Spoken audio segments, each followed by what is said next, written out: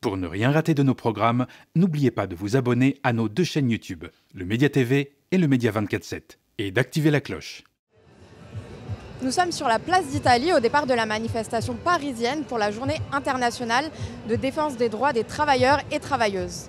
Ce 1er mai 2025, l'intersyndicale appelle à une manifestation contre l'extrême droite pour la paix, les libertés et la justice sociale.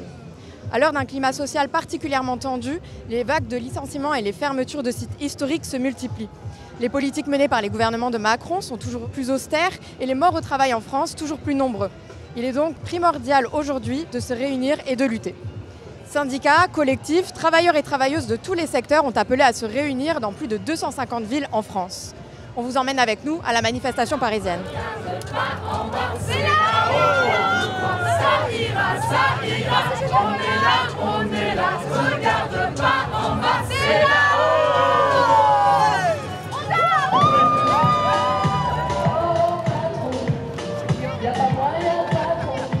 Il faut que les travailleurs reprennent conscience de la force qu'ils ont de se battre, de se défendre en effet leur emploi, de se battre contre les licenciements, de se battre pour leur salaire et de se battre pour en finir avec l'exploitation, de se battre pour renverser le capitalisme. Parce que c'est cette conscience-là aussi que portait le 1er mai en disant aux travailleurs du monde entier on constitue une force internationale. Et en réalité, il faut qu'ensemble, on ait cette perspective de renverser le capitalisme à cette échelle-là.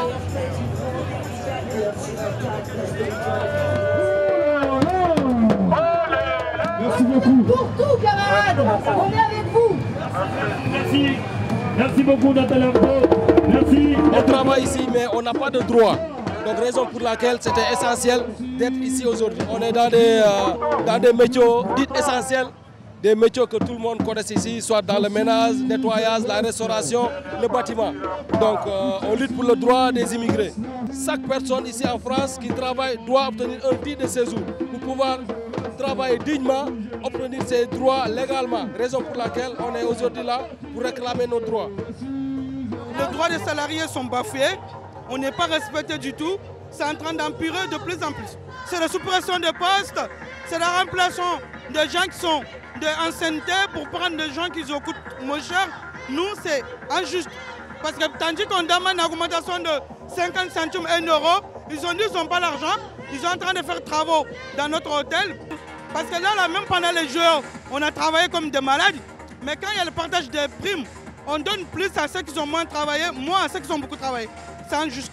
On est en grève depuis le 19 août 2024. Ça fait plus de 8 mois. On est là aujourd'hui parce que je pense qu'il y a beaucoup de salariés qui sont dans la même situation que nous. Même s'ils n'osent pas sortir comme nous on a fait, il faut montrer qu'on est là, ces patrons voyous. Ils ne peuvent pas continuer à profiter sur nous. On peut avoir l'impression qu'il ne se passe rien en France, alors qu'en fait ce n'est pas le cas. Il y a pas mal de mobilisations locales. Des mobilisations locales sur les services publics, des mobilisations locales même sur les salaires, donc plutôt offensives. Et puis de résistance au plan de licenciement, voire aux fermetures d'usines. Le problème c'est que nationalement, il n'y a pas de perspective commune, unifiée. Donc on aimerait que ce type de rassemblement, ça aide à ce que les organisations syndicales, politiques, au-delà de leur réalité particulière, se disent qu'il serait peut-être temps de faire front et que le printemps se réchauffe un peu. De cette société-là, on en veut pas.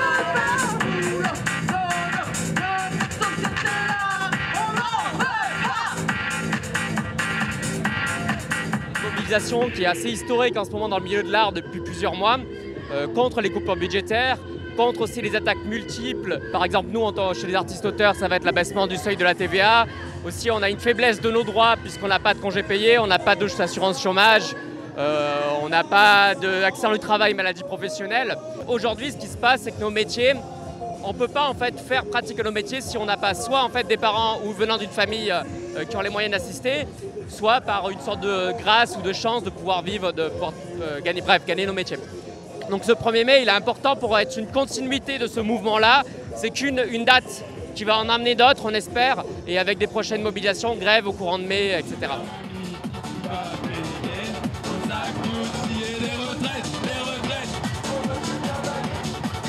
On est là, nous spécifiquement, pour montrer que les personnes LGBTI sont aussi membres des travailleurs et des travailleuses, qu'aujourd'hui, ils vivent une précarité particulière, en particulier les personnes trans. Et avec les lois transphobes et le contexte de l'extrême droite qui monte, on voit bien qu'il y a des choses qui se durcissent dans ce contexte. Et on est là pour dire qu'en fait, il faut l'unité de tous les travailleurs et travailleuses dans la rue, y compris par la grève, pour changer le monde.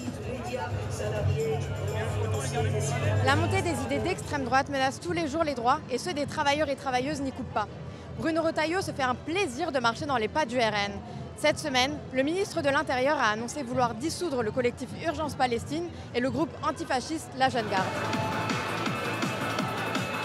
On a bien compris que Retailleau, pour des raisons politiciennes qui consignent à vouloir siphonner toutes les voix du Rassemblement national, cherche à faire la politique de RN avant même que le RN soit élu au ministère de l'Intérieur. Donc évidemment, c'est faire en sorte qu'il y ait un front plus large de soutien et de solidarité pour que ces dissolutions n'aboutissent pas, de la même manière que la dissolution des soulèvements de la Terre n'avait pas abouti.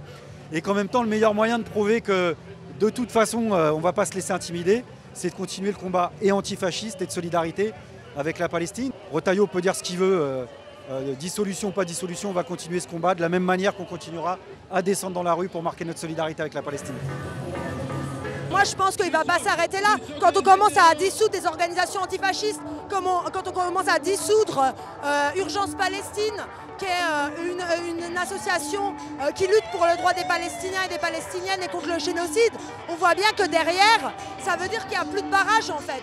Ça veut dire qu'en fait, on peut dissoudre n'importe qui et le gouvernement, quand il n'est pas d'accord politiquement, en fait, il va dissoudre. On est pour dire que le mouvement ouvrier, aujourd'hui, il a le droit de se défendre face à l'extrême droite. Parce qu'en fait, on sait ce qu'est le fascisme. Le fascisme, c'est l'anéantissement de tout le mouvement ouvrier organisé. Et c'est ça qui nous pend au nez.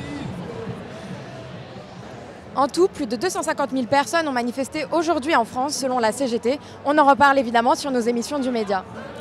C'est là-haut, ça ira, on est là.